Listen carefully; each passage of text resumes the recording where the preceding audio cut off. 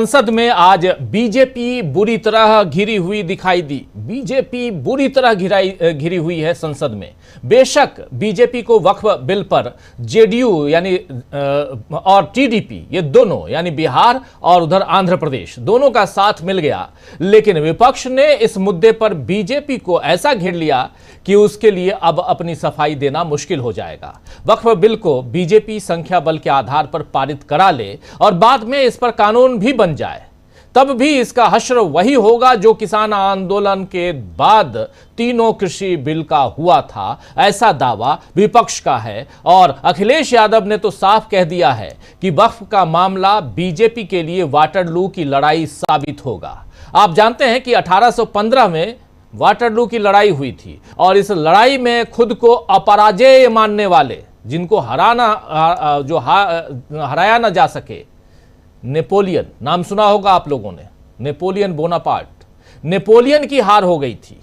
उसका सामना ब्रिटेन, रूस, ऑस्ट्रिया, हंगरी इन तमाम राष्ट्रों की मिलीजुली ताकत से था जिन्होंने एकजुटता से नेपोलियन को हरा दिया था। अब अखिलेश यादव ऐसी ही भविष्यवाणी बीजेपी के लिए कर रहे हैं।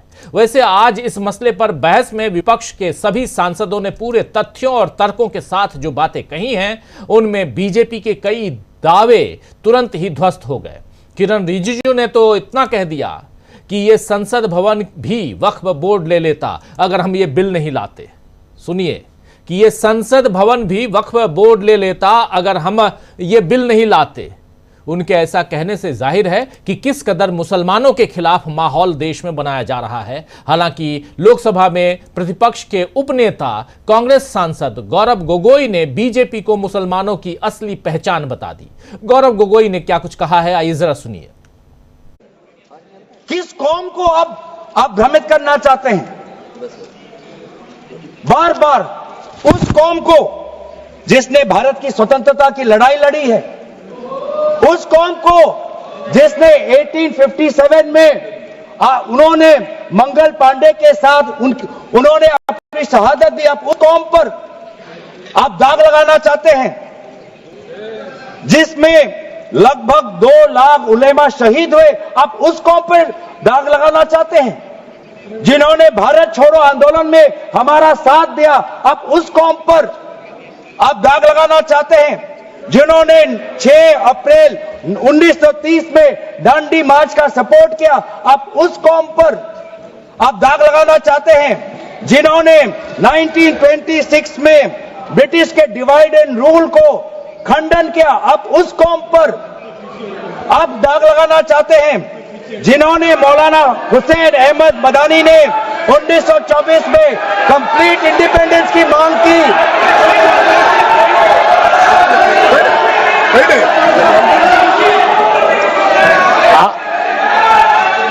जब आप लोग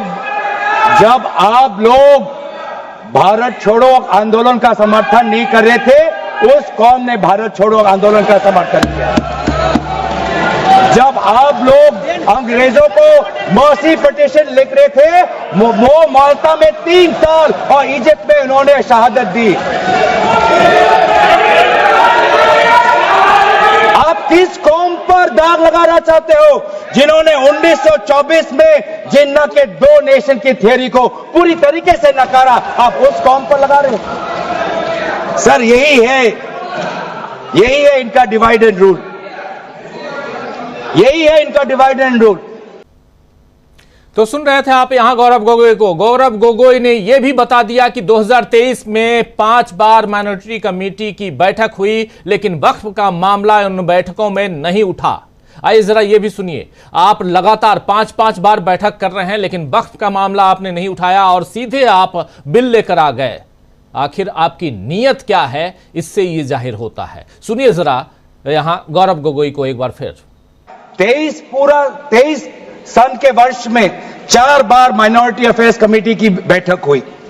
मुंबई में हुई 13 जुलाई, दिल्ली में हुई 21 जुलाई को, लखनऊ में हुआ 24 जुलाई को, दिल्ली में 2 बार हुआ 20 सितंबर और 7 नवंबर को। मैं आदरणीय सरकार से दरखास्त करूंगा कि इन 5 सरकारी मंत्री जो मीटिंग हुई मिनिस्ट्री ऑफ माइनॉरिटी अफेयर्स का, उनका मिनट्स टेबल पे रखे। एक भी मीटिंग में नया वक्फ अमेंडमेंट बिल चाहिए उसका जिक्र भी नहीं हुआ था, जिक्र भी नहीं हुआ। तो 5 बार आप बैठक करते हैं लेकिन एक भी मीटिंग में, और यह दावे के साथ यहां गौरव गोगोई कह रहे हैं कि मैं दावा कर रहा हूं कि उस मिनट्स को लेकर आइए, उस मीटिंग में आखिर हुआ क्या था, लेकिन वक्फ बिल के बारे में आपने क्यों नहीं बात की। इधर अखिलेश यादव ने भी आज बीजेपी की जमकर क्लास ले ली। उन्होंने किरण रिजिजू को लेकर कहा कि वो माइनॉरिटी हैं, इसीलिए यहां पर, लेकिन समझना चाहिए कि किरण रिजिजू आखिर आप ऐसा क्यों कर रहे हैं। आइए जरा सुन लीजिए अखिलेश यादव को क्या कह रहे हैं, सुनिए। मंत्री जी बताएं हमें, वो खुद भी माइनॉरिटी हैं, भगवान बुद्ध के रास्ते पे चलते हैं। भगवान बुद्ध का रास्ता दूसरा है। हम आपको अपना मानते हैं तब भी जब आप हमारे बहुत सारे ग्रंथों को नहीं मानते, तब भी हम आपको अपना मानते हैं। आप हमारे पुराणों को नहीं मानते हैं, आप हमारे उपनिषदों को नहीं मानते हैं, लेकिन सोचिए हम हिंदू वो लोग हैं जो आपको स्वीकार करते हो, गले लगा करके चलते हैं। अब मैं दूसरे धर्म पे नहीं जाऊंगा, कोई नाराज हो सकता है। मैं दूसरे धर्म के बारे में नहीं जा सकता, मैं अब केवल यही बताता हूं। और मैं उत्तर प्रदेश, तो यहां साफ साफ अखिलेश यादव कह रहे हैं कि आप खुद माइनॉरिटी हैं, यहां किरण रिजिजू को बोल रहे हैं, और दूसरे धर्म पे मैं नहीं जाऊंगा, लेकिन साफ बता रहे हैं कि माइनॉरिटी के साथ आप खुद माइनॉरिटी में रहते हुए भी आप कर क्या रहे हैं। इधर एक तरफ संसद में घमासान था तो दूसरी तरफ वहीं बिहार में भी बीजेपी को घेरने का काम तेजस्वी यादव कर रहे थे। और आज जिस तरह जेडीयू ने वक्फ विधेयक में बीजेपी का साथ दिया, उसके बाद जाहिर हो गया है कि नीतीश कुमार पूरी तरह सरेंडर कर चुके हैं। आज तेजस्वी यादव ने मोदी और शाह को ललकारते हुए पूछा कि बताएं 11 सालों में बिहार को कितना दिया और गुजरात को कितना दिया। आइए जरा सुन लीजिए उधर बिहार से तेजस्वी यादव कैसे ललकार रहे थे इधर अमित शाह को और नरेंद्र मोदी को, सुनिए। और क्या कह रहे हैं कि बाढ़ नियंत्रण के लिए सरकार जो है अब काम करेगी। 20 साल से क्या कर रहे थे, कहां गायब थे। हमारा कुछ सवाल है जिसका जवाब मुझे पता है कि वो देने लायक नहीं है। हम चाहते हैं कि गृह मंत्री बताएं कि इन 11 साल के मोदी जी के राज में गुजरात को कितना मिला और बिहार को कितना मिला। साफ तौर पे एक साधारण सा सवाल है। इतनी बिहार की चिंता है इनको, तो एक सबसे ज्यादा वोट यहीं से लेके जाते हैं, सबसे ज्यादा एमपी, दर्जन भर मंत्री बिहार के हैं, ये सौतेला व्यवहार क्यों करते। जरा हिसाब बताएं कि गुजरात को 11 साल में और बिहार को 11 साल में इन्होंने कितना दिया, ये हिसाब। 20 वर्षों में पलायन रोकने के लिए। तो इधर तेजस्वी यादव को आप सुन रहे थे। वहीं आज जाति जनगणना और ओबीसी आरक्षण पर भी मोदी की कुर्सी को चैलेंज मिल गया है। यह चैलेंज दिया है तेलंगाना के सीएम रेवंत रेड्डी ने।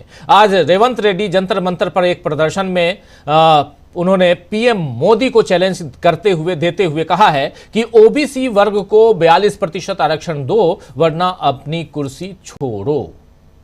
तो एक नहीं बल्कि कई तरीके से बार बार मोदी की सत्ता पर सवाल उठ रहे हैं, और इसके साथ ही सवाल उठ रहे हैं आखिर बीजेपी की असली नीयत क्या है। सबका साथ, सबका विकास और सबका विश्वास ये दावा करने वाली बीजेपी आखिर क्यों हिंदुओं और मुसलमानों दोनों के मन में अविश्वास भर रही है। वक्फ संशोधन विधेयक क्या इसी अविश्वास को बढ़ाने का एक और तरीका है? सवाल कई है दोस्तों, इन सवालों का जवाब ढूंढेंगे। और इस वक्त जब हम चर्चा कर रहे हैं तो अभी अभी उधर अमित शाह अपना बयान, अपना भाषण, वहां आखिरी उनका पड़ाव चल रहा है, और दूसरी तरफ दिन भर बहस लोकसभा में। आज वक्फ बिल को पेश किया गया 12 बजे, और वक्फ बिल जब पेश कर रहे थे किरण रिजिजू, तो एक लाइन जो शुरुआत में भी वो बात कह चुका हूं, वो लाइन उनकी कि ये विपक्ष के लोग वक्फ बिल अगर हम नहीं लाएंगे तो ये लोग जो हैं ये मिलकर, सब मिलकर संसद भवन की जमीन को भी वक्फ के हवाले कर देंगे। आखिर कहना क्या चाह रहे थे किरण रिजिजू साहब, ये उन्हीं से पूछा जाए। लेकिन क्या इतना अविश्वास भरने की कोशिश और इतना करके आखिर क्या पाना चाहते हैं? हिंदू और मुसलमानों की दरार को बढ़ाना चाहते हैं आप, या कुछ और करना चाहते हैं? कैसे घिरी हुई है यहां पर सरकार, और बीजेपी की असली चेहरा, असली नीयत कैसे उजागर हो रही है यहां पर? कैसे वक्फ बिल पर संसद में आर पार चल रहा है, ये सब कुछ हम बताएंगे, दिखाएंगे आपको। आइए जरा सबसे पहले अपने तमाम साथियों को आपका परिचय करवाता हूं जो इस चर्चा में हमारे साथ जुड़े हुए हैं।